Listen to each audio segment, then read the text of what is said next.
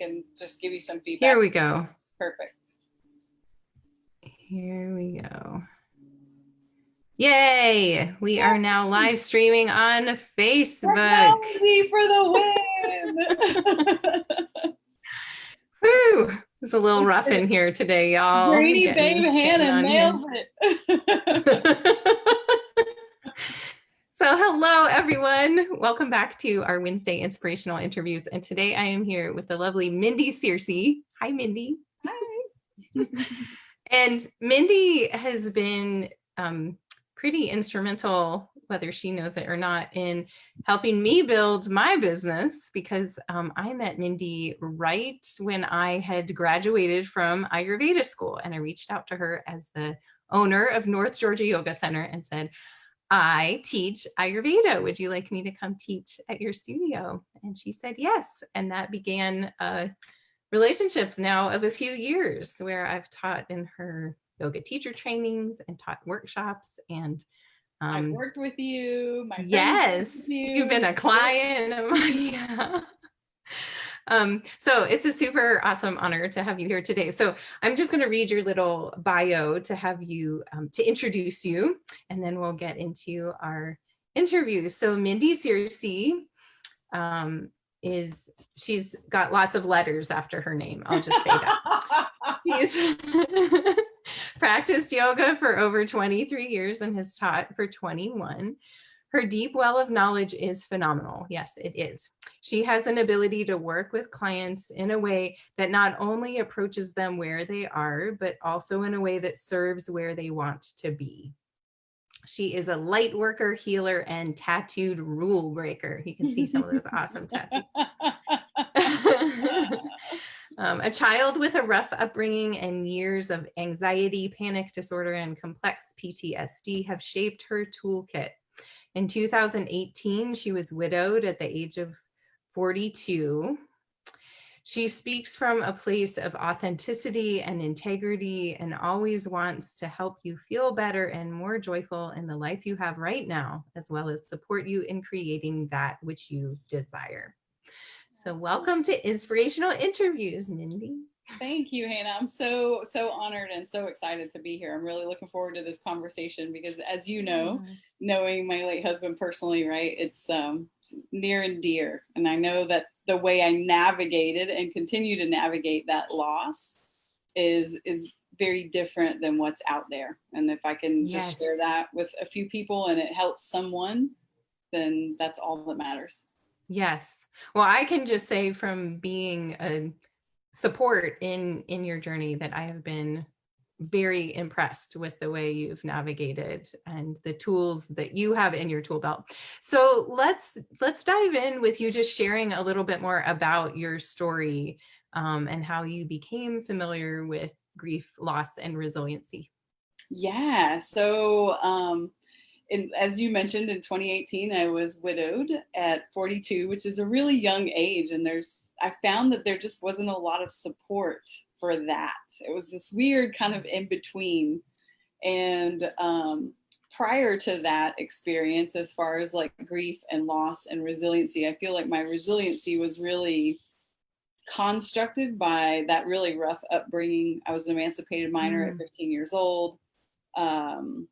Like I navigated finishing high school and going to university totally on my own and created a friend construct that later now I refer to as my family versus I have no idea where my biological mother is. My biological father has also passed and I haven't contacted my brother hasn't reached out in over 8 years. So it's like I've been on my own for quite a while. And so needless to say, there's a grief there, right? And a resiliency that was required to continue to elevate myself out of what could have been a really deep, dark place.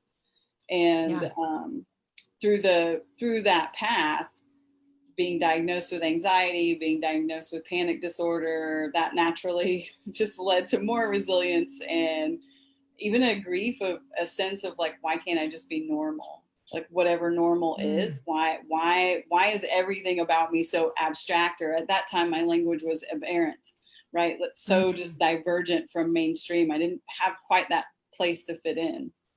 And then I met my amazing late husband, Grant Searcey, who I fit. It was like these puzzle pieces coming together, you know? And so needless to say, really his passing was another one of these upending aspects of like, okay, now here I am out floating in the world completely alone again. And what does that look like? You know, how do I survive this? It's one thing to survive your childhood. We all hope to have that, right? We don't always think about it as surviving our childhood, especially if we're not children of trauma. But as a child of trauma, I feel like that was the original like sculpting of my resiliency, was really just surviving that trauma. And so I had a deep well literally to dive into when Grant was diagnosed with a rare incurable type of cancer, and incurable, untreatable, both of those, right? And so we just kind of just decided at that point, I was like, we're going to do this together, but at the same time, I'm not dying and I've got to get help. And that's when I really, you know, as you know, I've practiced yoga for a really long time. I've always been riveted by the philosophy. I studied with Mr. Iyengar for 12 years. Every single class was like a lecture. You know, on top of long holds, you would get these long, deep philosophical conversations that were being had kind of in the backdrop almost sometimes, is how it felt. And I really stepped into those deep spiritual aspirant leanings that I always had once Grant was diagnosed, and we knew once he decided he didn't want to do chemotherapy.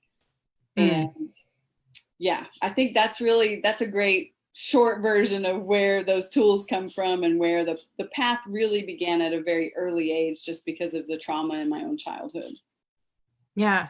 And I guess the piece I would like to just have you articulate a little bit more is like, so you had a childhood that was traumatic. And then at what point did yoga come into your life and you realized it was a tool that could help you make sense of who you are and how you belong? Yeah, that's a great question, and so well worded.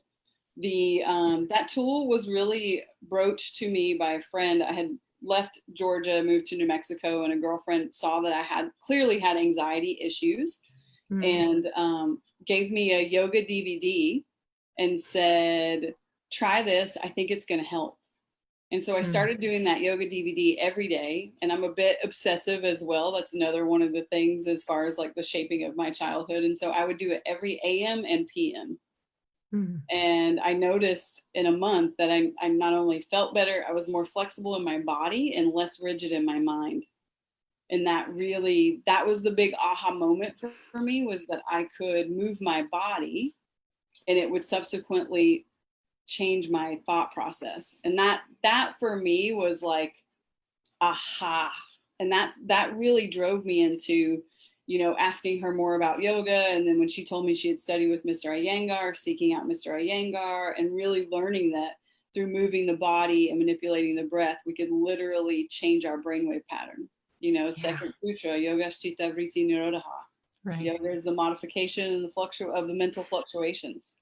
So that was my rabbit hole entry point into my ascension process through using the tool of yoga. Yeah. Awesome. Thanks for that piece. That's very helpful. So what are some of the guiding teachings from yoga that have been most meaningful and helpful to you? Yeah, you know, that's a great question. And it's funny, like it's kind of backwards. When I always teach people in my teacher trainings, I ask them to read the Yoga Sutras in a very specific way. And I have them read the first chapter last, because it's all about like the more aspects of like the philosophical study.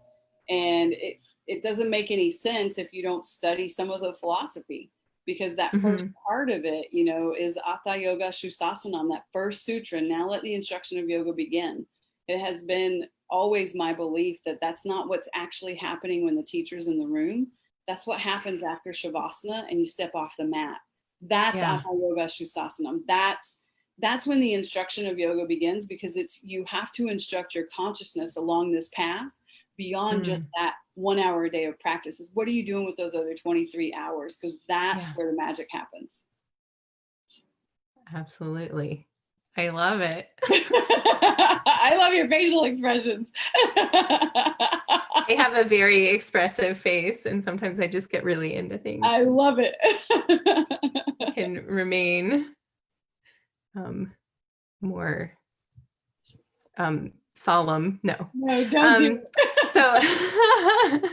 So you've had this journey, and also sharing in partnership, right? The journey with yoga and Ayurveda with Grant in your can you talk a little bit about that in terms of sharing it within relationship? Yeah, it was amazing actually to have that, because before I had even met Grant, Grant had had heart issues off and on throughout his life. And he had used yoga as a way of working with his anxiety and a way of staying calm so that it didn't trigger or exacerbate tachycardia for him. Right. Mm-hmm. So this idea of like this crazy out of control heart rate, which mimics a heart attack, it's just a little different in the sense that sometimes you'll come out of that with his particular heart problem. And so being able to share those practices during our time together was amazing, being able to share that Ayurveda so that we could support ourselves seasonally, not only just like in the seasons of spring, summer, winter, fall, but in the seasons of our life together. Times where, you know, we could further our connection by doing some of these practices together. And yoga, you know, just the asana being such a simple one, but then maintaining our diet seasonally. And, you know, we had a dominantly plant-based diet. So being able to use that, especially the last few years of being together, and adding Ayurveda into that, you know, and the supplements and the tinctures, and just really supporting ourselves to be the best that we could be individually, so that when we came together, it was like a supernova. You know, that was really, that was how we wanted to layer the practices, for sure. Mm-hmm. Yeah. And I loved having union, right? It's another yoke. It's another yoke binding. It's such a beautiful layering. Yeah. Yeah, I loved having both of you in one of the workshops that I taught at North Georgia Yoga Center with you all, and hearing you all kind of play off each other as you learned pieces and be like, how's that going to work? How do we cook that meal so that it honors all the doshas? Right. Yeah. So what's one or how would you apply principles from yoga? How do you see them showing up in terms of the resiliency that we need in our larger world right now? Like you have such good personal experience with this. The biggest one for me, it really when Grant was diagnosed, and when Grant basically, we knew that this was this is a one-way trip for all of us. And his ticket got stamped a little bit early, as he and I discussed, right? And we really, that initial month, you know, from middle of April to middle of May, before we had a solid grasp or concept of what was happening, probably the second week, I called a mentor of mine, and the first words out of my mouth when she answered the phone were, you know, I want to make sure that I'm honoring your time. I don't want to steal your time. So there's our, you know, our non-hoarding right there, a parigraha. And just being right out of the gates, I need someone to talk to, and my intuition keeps telling me that it's you. So I'm just honoring that. And when I called her, I said, I understand that it is my attachment. It is my attachment to Grant. It is my attachment to the life that we have, and my attachment to the future that we could have had. That is creating all friction. It's creating all of the chitta is that, all of the fluctuations is that. So if we can find a way for me to consciously accept and navigate that, then what I can work on is cleaning up my, you know, those avidyas, your likes and your dislikes. I don't like that you're dying. Okay. What are you going to do about it? Well, I can't change it. Okay. So it kept me in this track of like self dialogue, not analysis or critique. And I think that is the gift of yoga for me, because I'm very analytical in how I process things, because it makes me feel safe. right? From that old childhood. I know that that's a control mechanism. And what I decided to do was, as Pema Chodron so beautifully put it, is to lean into the sharp point every single breath. If it was uncomfortable, I stepped in and simply asked why. And that really, that was massive consciousness shifting for me inside of the loss. Because what it allowed me to do, I believe, was to stay focused on what I had, not what I was losing. Because I loved what I had. I didn't like what I was losing. So if I stayed in the love of what I had, then I stayed out of that cycle of like, dislike, which furthers our attachment, which furthers our disconnect from divinity, which furthers separation. And so I really just kept stepping in. And there were a lot of days where that was not an easy thing to do. Yeah. But I knew that it was of the greatest benefit for everyone involved, not just for myself. And that was really, that was another big part of that path, truly, as well, was putting everything inside of myself almost to the side, in the sense of like what my ego part of me wanted. And just asking Grant every day, what did he want? What were his needs? How could I serve his consciousness and elevate it in some small way that day, so that he was having the best life he could have, whether it was 7 days, 7 months, 7 weeks, because we didn't know. Right. Yeah. So that definitely, that cleanup, that's one of my favorite things about Sadhguru. If any of you like Sadhguru, he believes that 90% of your spiritual work is done if you clean up your likes and your dislikes. And from personal experience, I have to agree. I have to agree. And layering in that attachment, because your likes and your dislikes are often a reflection of your attachments. And your attachments further separation, because they make us feel as though, if I don't have that, then I'm alone. Because that was some of my inner narrative, because I don't have family to fall back on. As far as blood relatives, I have lots of very good friends that are family members to me, in my heart and my mind and my soul. And I know I'm not alone, because God is with me, and I'm with God always. And that really, that was by far the largest propelling tool for my consciousness shifting. And then after Grant passed, the next biggest aspect of it for me was every day getting on my mat and just letting the emotions be exactly what they were. Because I know myself, I know that I'm analytical, I know that I can be very controlling, in the sense of trying to control myself, not necessarily others, but I'm always trying to keep this very buttoned up, right? Some of my friends call it being stoic. I don't think of myself that way, but unless you're really in there all the time with me, you wouldn't know, right? Yeah. So I started being much more effusive with my emotions and really processing things. And Ayurveda, Hannah, it's funny, like, it was the number one thing. I'm launching a resiliency training this fall, and inside of that resiliency training is me talking about how I hyper focused on my food, because it was the last thing I wanted to do. And I knew that if I hyper focused on my food, because I reached out to you very early through the process, once I knew what Grant's diagnosis was, and was like, I need some ways to support myself, because I know me, I'm going to pour everything into Grant, and then I'm going to be a mess by the time this is over, beyond just the loss. I'm going to be a physical mess. So I knew that I needed to keep my body, mind stable, and Ayurveda was like my go-to. It always has been. I was introduced to that at 19 as well. So those two tools, really leaning heavy into the philosophy and living it, not just like studying it and going, oh, doesn't that sound nice, but truly walking the walk and talking the talk, and then using the tool of Ayurveda, because I'm a fan. Yeah. You are, and you're living proof too. Yeah, likewise. It's really helpful. Yeah.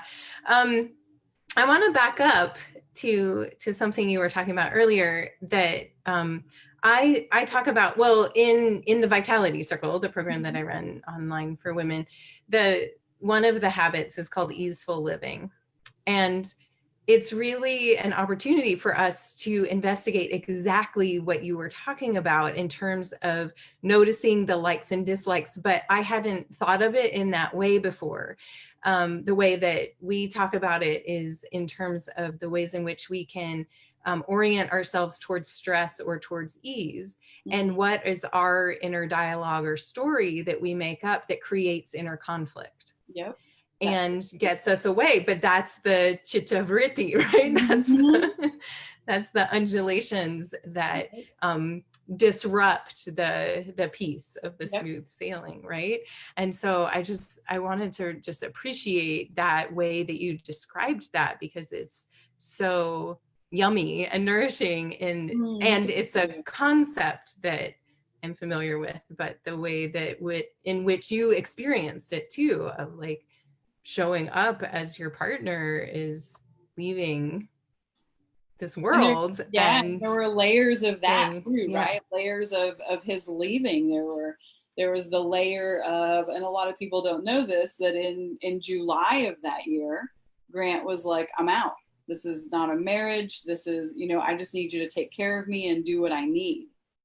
And so, and run, like, here's my business, here's all my all of it. I don't want to even look at a checkbook. I don't want to be worried about a bill. And I'm like, absolutely, I'll take care of it all.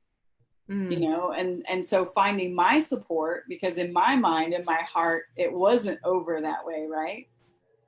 But respecting his need to say, I need to, because, as we die, the first yogi, Adi Yogi, if you're deep into your philosophy, for those of you in the group, right, the first yogi is always believed to be Shiva.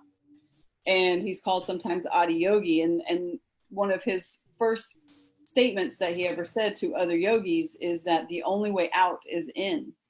And if you've ever been around someone who's dying, it's an internal process. It has nothing to do with you. It's their journey. And so I chose very early on to step out of the way and honor that journey, even if it hurt, because I knew that I was not dying. I could take care of me on the other end of that. It was my agreement with Grant to walk him to his last breath. And I did. And I was with him when he took his last breath, which was an amazing gift. And the last thing I did with him was my forehead to his heart on the back of his body, my body wrapped around him. And when he took that last breath, Om Gam Ganapate Namaha, I chanted for him so that he would, get to go ride the stars with divinity and enjoy that journey. As an artist, I can only imagine how much he's loving that right now. Yeah. Wow. What a gift. I'm getting teary just listening to you. I know. That was a very, the hardest. We always referred to it, Grant and I referred to that journey as painfully beautiful, because we were very blessed to have it. A lot of people, they lose their loved ones very tragically or very rapidly. And while this was tragic, we had, many months to have very deep, connecting conversations. Yeah, you got to go through it very consciously together. Yeah, we got to do it consciously, and we got to navigate it with as much grace as possible. And that was a huge gift for him and for me. Yeah. I got to wake up after he'd passed and allow myself to process those emotions, to use the tools that I have inside of this practice that is ever bountiful of yoga, and orient my mind every time it would try to go off onto what am I going to do without Grant? How am I going to be? I have no support. I would simply say, you could go that way, or you could focus on what you had. You could focus on the love story that you got to live, because a lot of people will never get that in a lifetime, and they'll crave it forever. So be grateful for the experience. And I believe truly, Hannah, that repetitive, because I'm a huge fan of mantra, that repetitive over and over and over entrainment of the thought process of focus on what you had, not the loss. Focus on the love, not the loss. I would say it to myself every day, hundreds of times a day, and pull my mind back to the present moment. That was the pervading tool that ascended my consciousness through that process. And death it will ascend you. It will ascend you when it's your own, and it will ascend you when it's your loved one, because you have an opportunity in that moment to either look at the loss or to live in the love. Mm. You know, that's the light, and the loss is the shadow. And there's nothing wrong with honoring those shadows. The problem happens is when we get, I believe, let me restate that. I believe the problems happen when we're stuck in the shadows. Yeah. Because this exacerbates the mental fluctuations because of the attachments. Mm-hmm. Right? So it's like this nasty little system that feeds into itself. Truly. Yeah. And so Yeah. staying in that love vibration, staying in that light, that higher frequency by choice, even if I didn't feel it, I could do things that would shift vibrationally, which would subsequently allow me to tap into a wave that just felt in a clear state of frequency for myself at the time. Yeah. And that carried. That's it powerful. Really carried me. Yeah. Yeah. So we're coming to the end of this time amazingly. And I wanted to ask you if you have some really practical tips, tools that people can use. And you just shared one, which is to stay in the love, not the loss, right? Yes. To focus on that. Stay in the love, not the loss. And that's something we can all do every day right now for where we are right now as our world changes. Yeah, we need it now more than ever. And staying in the love for yourself.